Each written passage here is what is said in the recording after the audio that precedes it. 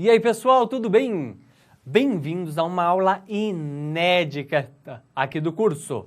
Nós vamos tratar das teses que existem em direito do trabalho, ou, por melhor dizer, as principais teses.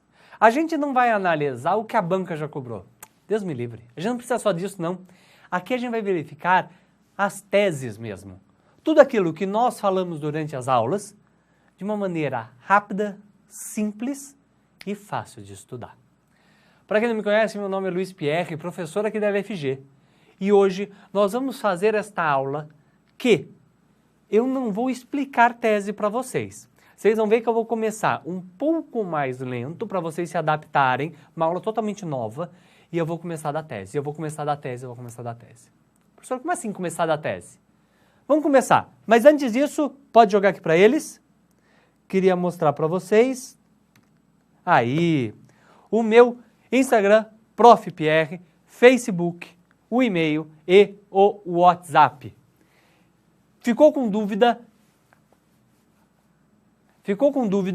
Pode vir me perguntar aqui, que eu vou te ajudar, tá? O WhatsApp está aí para vocês perguntarem, para vocês sanarem as suas dúvidas. Combinado? Qualquer dúvida. Por mais boba, por mais simples, por mais complexa que ela seja. Combinado? Certinho? Então, anota aí, joga para eles novamente. Esse é meu WhatsApp. Qualquer dúvida vocês podem vir me perguntar.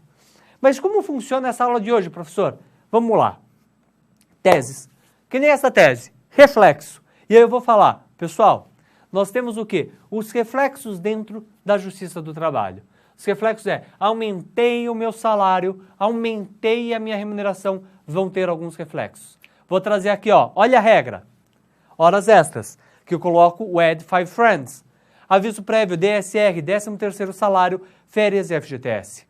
Sempre que eu aumentar uma verba salarial, eu vou ter o add 5 friends. Add 5 friends, professor?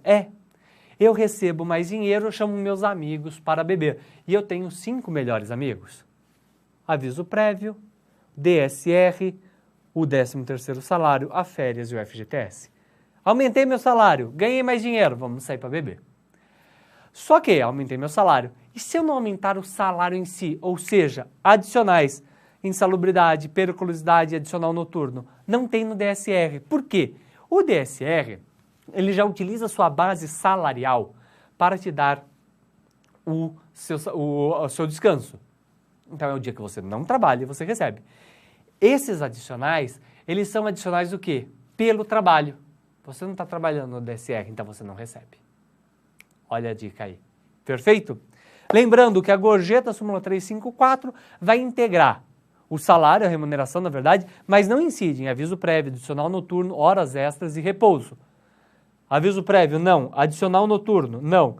Mas a insalubridade e periculosidade, sim. Horas extras, não. Repouso semanal, não. Mas 13º, sim. Férias, sim. Você viu como a gente vai fazendo? FGTS, sim. É isso. Esse é o primeiro. Tá mais devagar. A partir de agora, porrada. Vamos continuar.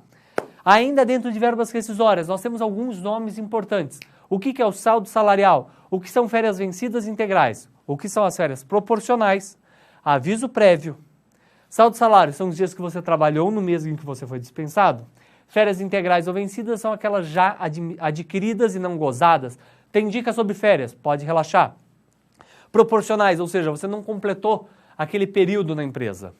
Vamos lembrar, como calcula férias? Férias é igual a aniversário, sempre na data que se iniciou na empresa, um ano depois. 13º é igual a ano novo. Não importa a data que você começou na empresa, ele sempre vai iniciar em janeiro e ele vai terminar em dezembro. Quando a gente fala de proporcionais é que não completou aquele ano seu de empresa.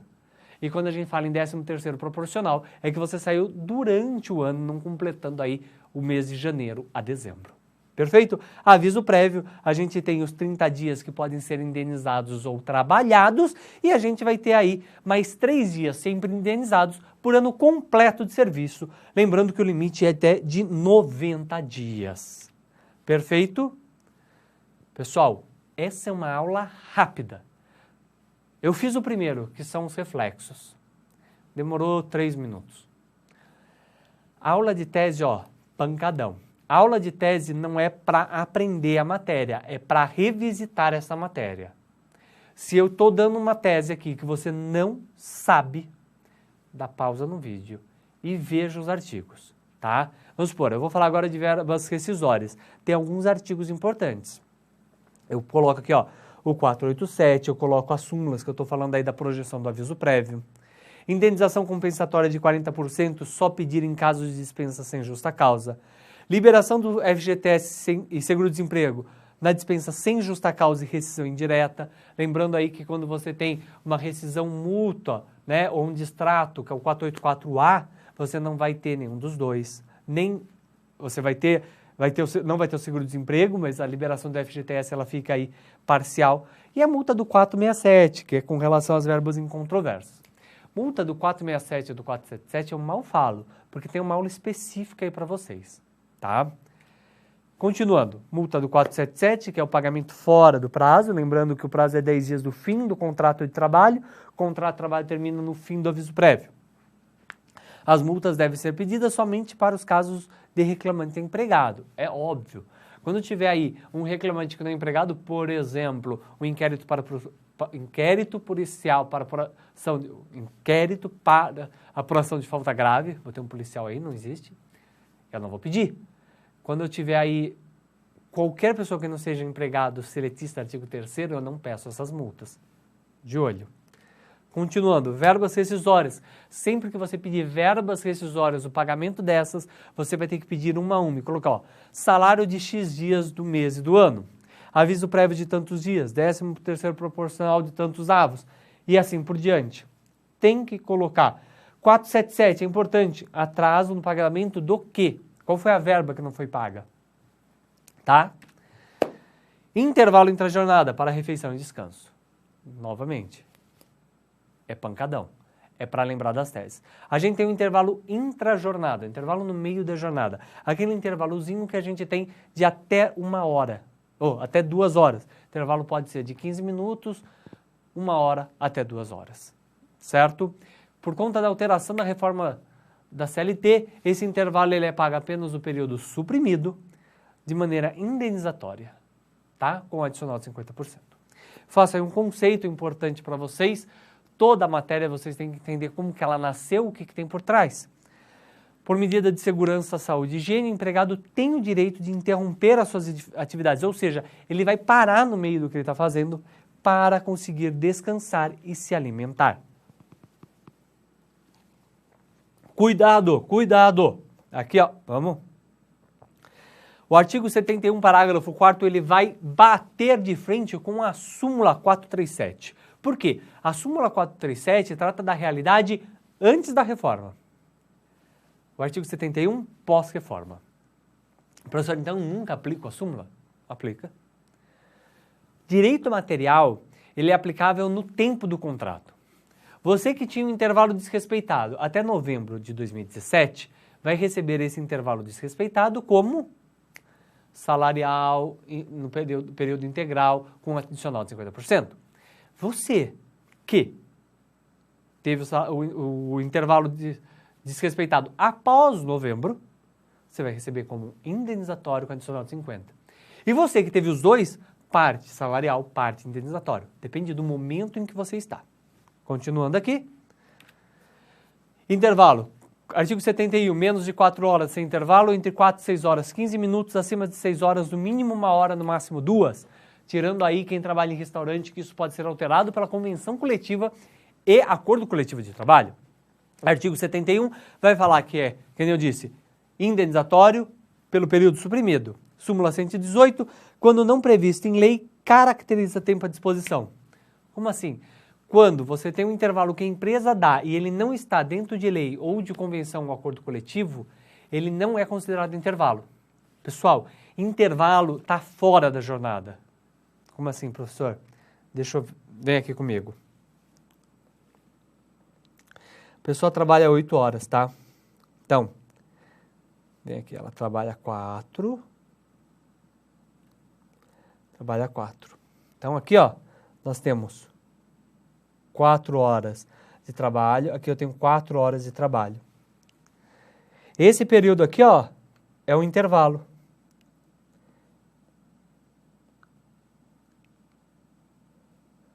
Você vê que o intervalo está fora da jornada, ou seja, não computa para a jornada. Eu trabalho 8 horas, mais 1 hora que eu tenho de intervalo, fico na empresa 9 horas.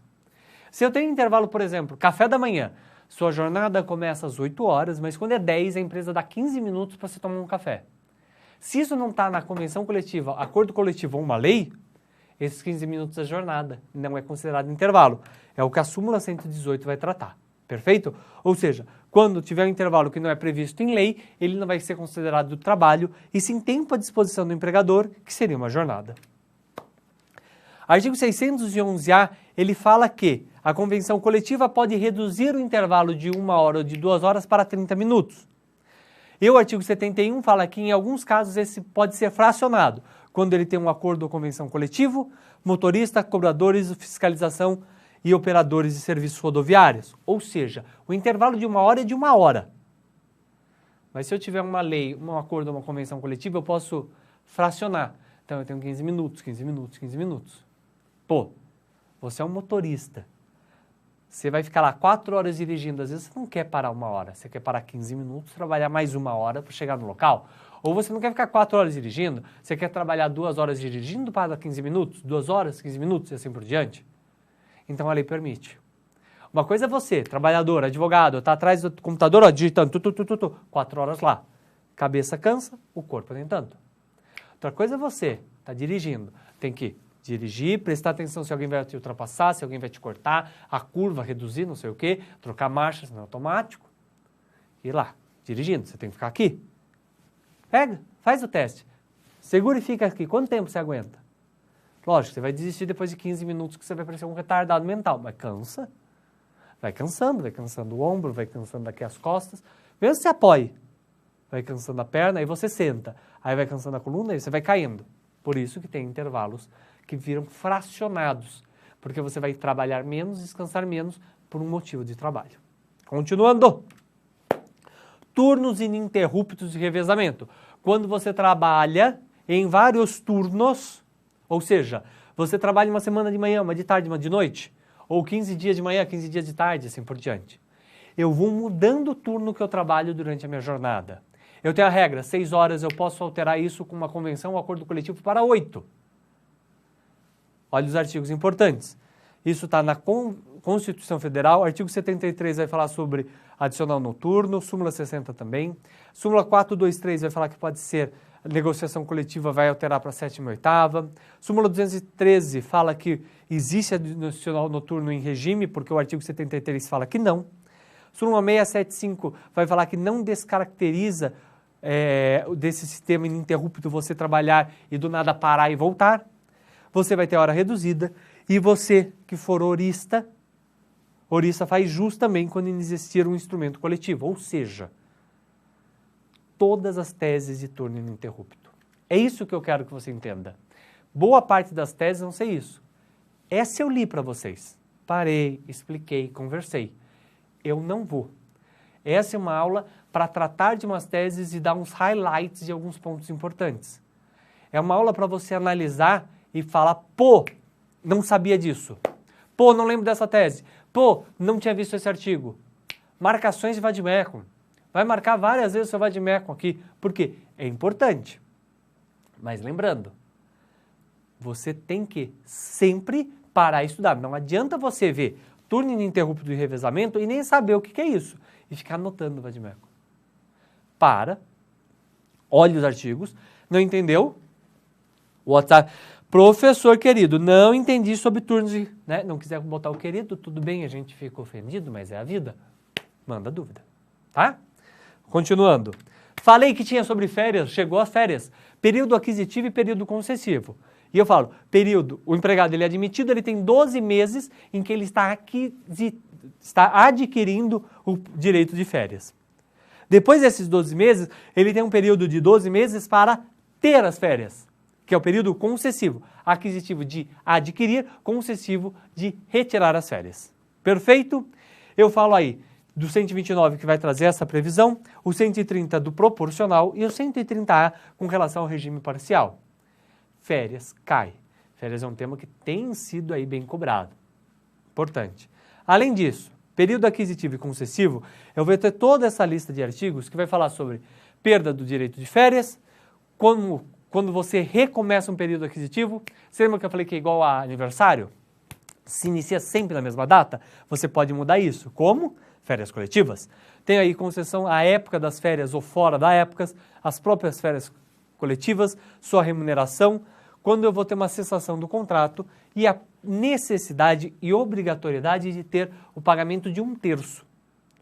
Eu saio de férias, eu recebo o valor do meu salário, que é um mês que eu vou sair, e mais 1/3.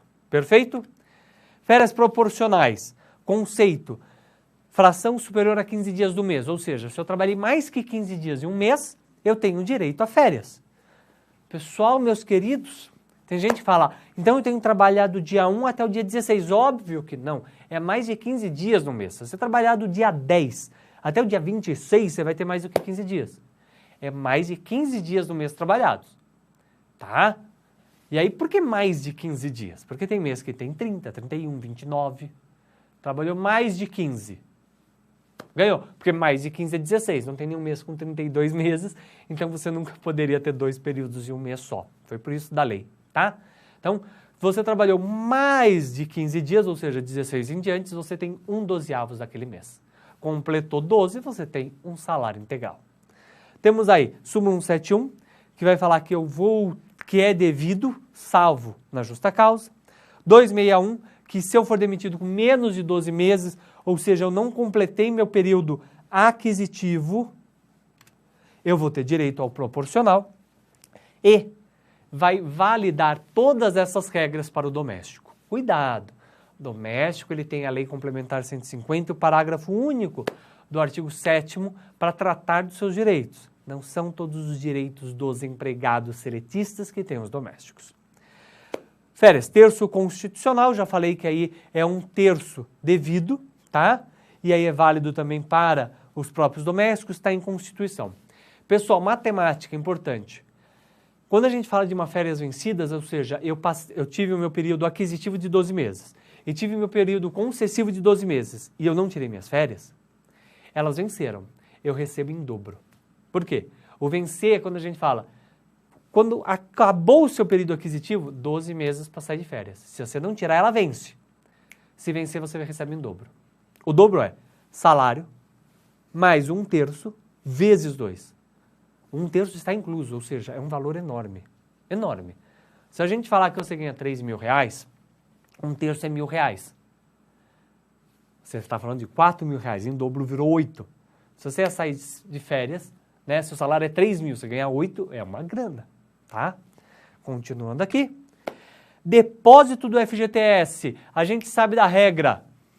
8% é a regra do FGTS, 2% para aprendiz e 11,2% para empregado doméstico. Por quê? O empregado doméstico recebe os 8% mais 3,2%. Os 3,2% eu coloquei aqui, que é a multa de 40% dentro dos 8%. Ou seja, se eu tenho 8%, eu vou fazer essa conta ao vivo, vamos ver se eu consigo acertar. Eu tenho 8%, né, 0,8%. E aí eu faço a multa dentro dos 8%, ou seja, recebo 8% de salário. O FGTS é 8% do meu salário, ok. Se eu já obrigar o empregado a recolher já a multa de 40% todo mês, quanto que é? É 8% vezes 0,4, sai aqui. Eu tenho 0,32. Mais 0,08, que é o meu salário normal, dá 11,2. Por isso que o FGTS do doméstico é 11,2, porque eu recolho a multa mensalmente. Quando ele é demitido, ele não recebe a multa de 40%. Ele já recebeu isso diluído no mês a mês, tá? Isso daí é para você parar de ter aquela dobradinha que o pessoal chama, né? Casadinha. Tipo, me demite para eu pegar o FGTS, liberar o meu FGTS e você me libera o seguro-desemprego, mas aí eu te devolvo. Não, já estou te pagando a multa no mês a mês do empregado doméstico, acabou. Qualquer tipo de demissão você vai receber isso. Se não for eu te demitindo, você não saca. Depósito do FGTS. Temos a lei complementar, a Lei 8.036, que vai falar aí sobre a multa, o prazo prescricional, que por conta de uma modulação de efeitos do artigo da súmula 362, ele é quinquenal e não mais trintenário, ou seja, não existe mais esse de 30 anos, tá? E o ônus da prova? O ônus é do empregador, o que é muito chato, de demonstrar que pagou o FGTS. Vou fazer um parênteses. Por que é chato esse ônus do empregador? Porque para o empregador conseguir provar que ele pagou o FGTS, ele pagou, ele tem um comprovante. Quem trabalha em empresa sabe que ele vê o salário de todo mundo, multiplica por 0,8 e deposita para o FGTS e fala todos os empregados e os salários. É por sistema. O comprovante de depósito é o valor mensal que a empresa faz. A empresa não faz um depósito por FGTS, ela faz um depósito geral. Então, a empresa ela consegue acessar o sistema do FGTS e consegue mostrar que pagou, mas é chato. Continuando, penosidade. Nossa Senhora, a penosidade, ela existe dentro do artigo 7º da Convenção, ou da Constituição Federal, eu ia falar Federativa do Brasil, só que ela fala que ela vai ser disciplinada por uma lei, e a lei não existe. Ela pode ser disciplinada por outras fontes do direito, acordo de convenção coletiva, ou um estatuto, mas não existe. Eu acho que tem uma convenção coletiva no Amazonas que trata sobre isso, e eu sei que tem um pessoal estatutário no Amazonas também que trata sobre essa penosidade, tá? Quando fala da penosidade, é quando o empregado ele está exposto a um serviço que ele é intenso, extenuante e causador de grande desgaste. Quando fala em penosidade, me lembra mãe. É um serviço intenso da coitada, o pai nem tanto, mas a mãe, extenuante e causador de grande desgaste, né? Porque ela trabalha, ela cozinha, ela passa, ela lava, né? São as 5 jornadas da mãe. Mas, brincadeiras à parte, é bom para vocês lembrarem, né? Quem tem aquele trabalho que, ele não é que ele é ruim, mas ele é intenso, tá? Penosidade. Já caiu? Já caiu na prova. E você tinha que lembrar, está na Constituição, é um direito do empregado. Só que como ele não foi disciplinado por uma lei, fica aí a cargo de acordo ou convenção coletiva. Insalubridade. Olhem aí, rapidinho, não vou deixar muito tempo, porque vocês podem dar pause. Vamos lá, insalubridade. Eu estou empregado, exposto a agentes nocivos à minha saúde. A minha saúde, tá ruim. A minha saúde não é daquele jeito que ela era antes. Eu não tenho aquela saúde de leão que eu sei, não. Minha saúde está bem mais ou menos, tá? Tem muito pó, tá com a rinite, tá com o olho, é muito frio, eu fico tremendo, vai me matar? Não, mas vai dificultando a minha respiração, pode me dar uma pneumonia. Você viu? Eu trabalho com muitos óleos e eles vão desgastando minha mão, eu trabalho com muito som, me deixa surdo, vai enfraquecendo meus ossos. Eu vou reduzindo a minha vida. Quem gosta de jogar videogame, a insalubridade é quando você está lá com o seu lutadorzinho e ele fica apanhando, né? Sabe, tem uma nuvem de veneno, ele vai morrendo aos poucos. Ele não morre na hora, ele morre aos pouquinhos, tá? Artigos, Constituição, CLT, lembrando, quando a gente fala de insalubridade adicional de 10, 20, 40% sobre o salário base, essa é a maior discussão, por isso tem um monte aqui, mas a regra final foi do salário base. Desculpa, apaga esse último segundo. Sobre o salário mínimo, vamos repetir de novo? A insalubridade é sobre o salário mínimo, tá? Mínimo, 10, 20, 40% sobre o salário mínimo. Próximo, a gente tem aí que a convenção coletiva pode enquadrar o grau de insalubridade para uma determinada categoria, obviamente que ela vai ter que demonstrar o porquê. É obrigatória a perícia. Se eu eliminar a insalubridade, eu não pago, mas eu tenho que eliminar e provar que eu eliminei. A perícia e a classificação, ela tem uma relação oficial do Ministério do Trabalho. É importante, aí eu já vou falar que a gente já vai entrar dentro da própria periculosidade daqui a pouco, que a insalubridade e a periculosidade o advogado não tem que saber. Eu não sei se o agente é nocivo à saúde ou à vida da pessoa. Eu não sei se a saúde da pessoa está se deteriorando por causa de uma poeira, ou por causa de um vírus que tem ali, ou por causa do som. Eu peço a perícia. Se eu errei qual era o motivo, mas existe, o pedido não está errado. Porque eu, como advogado, eu falo, eu sei que a saúde ou a vida do meu empregado foi prejudicada. Como? Um engenheiro ou um médico vão provar. Não sou eu que fiz ciências de direito, né, ciências jurídicas, que vou conseguir falar isso. E é importante, não falei que ele é prejudicial à saúde. O bem mais valioso que nós temos na vida é a saúde, né? Quanto mais saúde nós temos, mais nós trabalhamos, com mais vigor. E se a gente fala de vida, a gente lembra da gestante, né? Pô, se eu vou prejudicar a vida da gestante, eu estou prejudicando a vida da criancinha. Então, o artigo 3.9a, ele trouxe alterações com relação aí à própria insalubridade da gestante, com 3 possibilidades. Atividades insalubres em grau máximo enquanto perdurar a gestação, depois ela vai ser afastada. Em médio ou mínimo quando apresentar atestado médico em que a mulher tem que ser afastada. E sabe o que eu gostei? Isso aqui foi sensacional da lei. A lei foi ruim nesse caso, eu sou muito sincero. A lei fala, é atestado médico do médico da gestante. Não é do médico do trabalho. É do médico da gestante, que é especializado naquilo. Eu acho que quando tem insalubridade tem que ser afastado, mas, tá? E as atividades insalubres em qualquer grau quando apresentar atestado de saúde pelo médico. Ou seja, se é em grau máximo, vai ser afastado. Em grau médio mínimo, depende. E, se o médico pedir, sempre vai ser afastado quando ela estiver amamentando, na fase de lactação. A mulher, ela passa por diversos momentos quando ela está grávida. A comida dela é controlada, né? Ela não pode fumar, não pode beber. E quando ela está amamentando também, porque tudo passa por leite. Então imagina que eu tenho um agente nocivo passando por leite. Eu estou deteriorando a vida do nascituro, a vida da criança, tá bom? Periculosidade para acabar com esse nosso bloquinho. É quando eu afeto a vida da pessoa. A vida da pessoa não vai diminuir. Lembra que eu falei que parece aquele jogo que tem a nuvem de fumaça? Periculosidade são aquelas estacas, caiu, morreu. Periculosidade é, se você está nesse ambiente, você pode morrer. De um dia para o outro. Ele não vai afetando você aos poucos. Foi.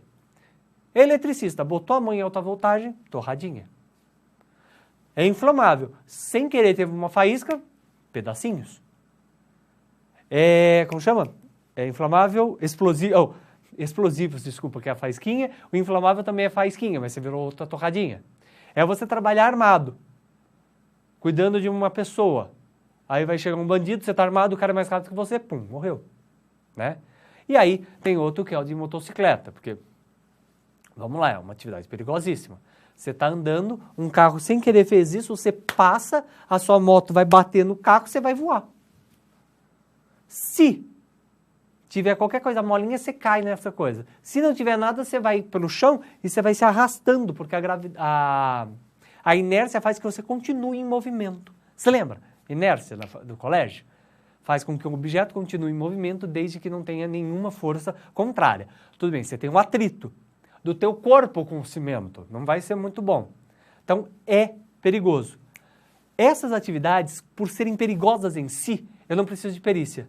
A partir do momento que eu trabalho em um local inflamável, eu tenho aí a periculosidade, tá?